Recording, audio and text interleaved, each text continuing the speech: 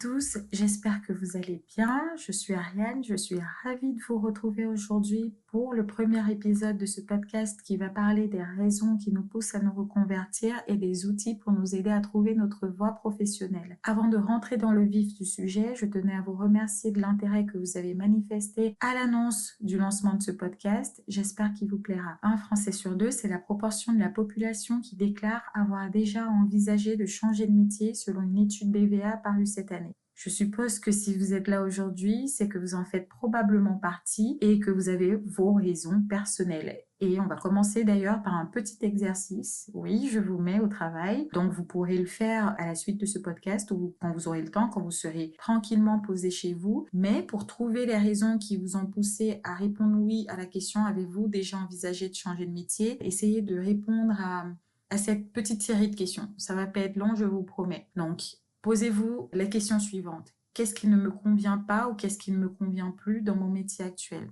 Qu'est-ce qui me manque? Quels sont mes véritables désirs? Qu'est-ce que je veux vraiment? Quelles sont mes sources de motivation? Donc, qu'est-ce qui me fait me lever le matin pour aller faire un métier?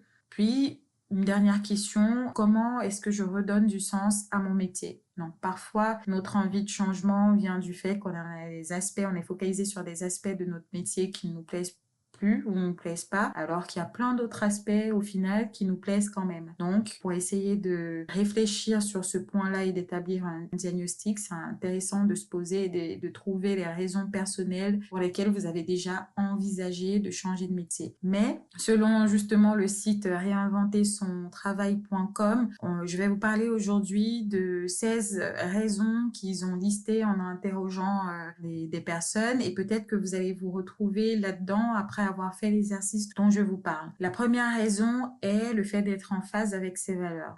Donc, nous avons tous nos valeurs personnelles, c'est celles qu'on incarne au quotidien, celles qui nous permettent d'adapter nos comportements, notre style de vie et parfois elles sont en dissonance avec les valeurs de l'entreprise, ce qui nous amène à envisager de changer. La deuxième raison évoquée est l'envie d'apprendre à nouveau. Donc, après plusieurs années passer au même poste, dans la même entreprise, il y a une sorte de routine qui s'installe et on a le sentiment d'avoir fait le tour. Donc, c'est aussi une raison évoquée pour avoir envisagé de changer. La troisième raison est l'ennui au travail. Donc, là, ce n'est pas forcément en lien avec le fait d'avoir fait le tour ou le nombre d'années d'expérience dans le poste. Parfois même, dès qu'on vient de commencer, on se rend compte qu'on n'a pas la richesse des missions qui nous avaient peut-être été vendues pendant l'entretien et on s'ennuie très vite et ça peut nous donner envie de partir. La quatrième raison, c'est la surcharge de travail. Donc, n'attendez pas d'être proche du burn-out pour envisager d'aménager les choses, soit parler, d'établir un dialogue à l'intérieur de l'entreprise ou d'aller en externe chercher une meilleure situation. Puis, la cinquième raison, c'est le fait de corriger une erreur de parcours. Donc, parfois, on s'engage dans une voie non par conviction ou passion, mais plutôt pour faire plaisir à un tel, à un proche, parce qu'il y a des débouchés, par exemple, dans cette voie et on se rend compte que cela ne nous correspond absolument pas. Donc, vient très vite le désir de vouloir changer. Sixième raison, c'est le fait de devenir indépendant. Donc, parfois, on quitte une entreprise, on quitte le salariat traditionnel, classique, pour se lancer à son compte. Donc, ça, c'est quand même aussi une grosse partie des personnes interrogées quand même. La septième raison, c'est le fait d'augmenter sa rémunération. Donc, qui n'a pas déjà, à la lecture d'un poste très très bien payé, beaucoup plus que le poste actuel, envisagé de postuler pour améliorer son train de vie. On l'a tous envisagé, on l'a tous fait. Donc, c'est une raison qui ressort forcément dans les raisons pour lesquelles on envisage de changer de métier. La huitième raison, c'est le fait de s'adapter à des contraintes familiales ou personnelles. Donc, parfois, on doit suivre un conjoint, parfois, on doit s'occuper d'une personne qui est à charge, donc il faut aménager notre temps et parfois notre métier actuel ne nous permet pas de le faire. Dans la même lignée, parfois on cherche à avoir plus de souplesse, c'est la neuvième raison, donc je l'interprète comme un meilleur équilibre vie pro, vie perso, de pouvoir faire des choses qui nous passionnent, qui nous intéressent dans les heures hors du travail, donc avoir plus de temps pour les faire, donc c'est aussi normal que ça soit une raison qui soit ressortie dans le top 10 des raisons qui nous poussent à changer de métier. La 10e raison, justement, c'est l'envie de voir de nouveaux horizons. Donc, on a souvent l'impression aussi d'avoir fait le tour, un peu comme je vous disais précédemment, et on peut être attiré par de nouveaux types de métiers, le fait de changer complètement de secteur d'activité pour essayer de se renouveler. Ça, c'est quelque chose qui est propre à tout le monde et on a déjà sûrement tous eu envie de le faire. La 11e raison vient à peu près dans la même lignée, c'est l'envie de nouveaux challenges. Donc, c'est souvent potentiellement le fait de rester dans le même secteur d'activité, mais d'aller vers une taille d'entreprise peut-être qui est plus réduite pour justement avoir l'impression d'apporter quelque chose et d'être beaucoup plus reconnu et valorisé dans son travail. La 12e raison, c'est le fait d'être heureux au travail, tout simplement. Donc parfois, on se retrouve dans une équipe où on a un management qui ne nous correspond pas forcément en termes de personnalité et ça nous amène à être pas épanoui dans ce qu'on fait et la volonté de quitter son job est souvent vécue comme une bouffée d'air frais. La 13e raison, c'est le fait de trouver du sens au travail. Donc, parfois, on a l'impression juste d'enchaîner des missions, ne pas trouver la finalité à ces missions, un but, et on se rend compte qu'elles deviennent de plus en plus pénibles à faire pour nous parce qu'on n'y donne pas du sens. On a tous besoin de donner du sens à ce qu'on fait. Le travail, c'est quand même 8 heures ou plus de notre journée, et donc on y passe beaucoup de temps. Donc, trouver du sens, c'est vraiment très important, et quand on ne l'a pas dans le travail, on a forcément la volonté de partir. La 14e raison, c'est le fait de ne pas être en phase avec le management. Vous avez sûrement dû voir passer plein d'articles LinkedIn, en tout cas si vous ne l'avez pas vu, mais ces articles-là disaient que souvent, une des principales raisons de démission des salariés est la mésentente avec le manager. Donc, on retrouve aussi dans notre liste cette raison-là et ce n'est pas très étonnant. La 15e raison, c'est le fait de valider ses compétences. Donc, parfois, quand on prend un nouveau job, on a envie de nous prouver à nous-mêmes qu'on est capable de l'accomplir au mieux et de développer les compétences nécessaires pour le faire avec brio. Donc, on se challenge, on a envie de montrer qu'on peut et c'est une des raisons qui nous pousse à aller voir ailleurs. Et puis, la 16e raison, c'est tout ça à la fois, donc tout ce que je viens de citer. Donc, parfois, ça peut être un mix de plein de raisons, ça peut ne pas être qu'une seule raison ou qu'une ou deux raisons. Parfois, ça peut vraiment être un mix de plein de choses. Et d'ailleurs, vu qu'on est tous différents, pour vous guider dans votre réflexion, essayer de trouver vos raisons personnelles de pourquoi vous avez envisagé de changer, vous pouvez faire ce petit exercice, oui, donc vous met déjà au travail. Une fois que vous serez posé tranquillement chez vous après ce podcast, c'est d'essayer de répondre à quelques questions. Donc, qu'est-ce qui ne me convient pas? Qu'est-ce qui ne me convient plus dans mon métier actuel? Qu'est-ce qui me manque? Qu'est-ce que j'ai vraiment envie de faire? Quelles sont mes sources de motivation? Donc, qu'est-ce qui me fait me lever le matin?